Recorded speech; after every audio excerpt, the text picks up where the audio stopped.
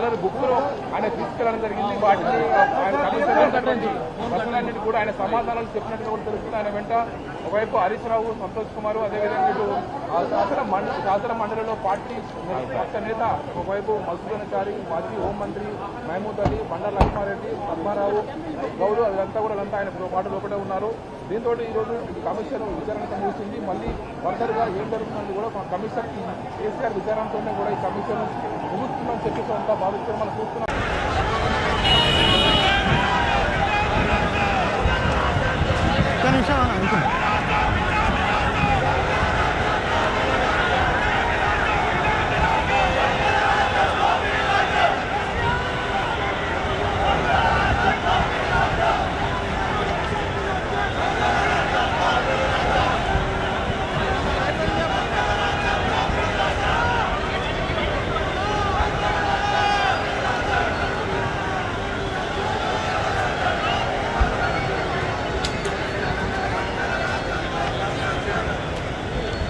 Colour బుక్లో ఆయన తీసుకెళ్ళడం జరిగింది. వాటిని ఆయన కమిషన్ ప్రశ్నలన్నింటి కూడా ఆయన సమాధానాలు చెప్పినట్టుగా కూడా తెలుస్తుంది. ఆయన వెంట ఒకవైపు హరీష్ రావు, సంతోష్ కుమార్, అదేవిధంగా ఇటు శాసన మండలిలో పార్టీ పక్ష నేత ఒకవైపు మధుసూదనాచారి, మాజీ హోంమంత్రి మహమూద్ అలీ, బండారు లక్ష్మారెడ్డి, పద్మారావు గౌడ్ అదంతా కూడా ఆయన పాటు లోపలే ఉన్నారు.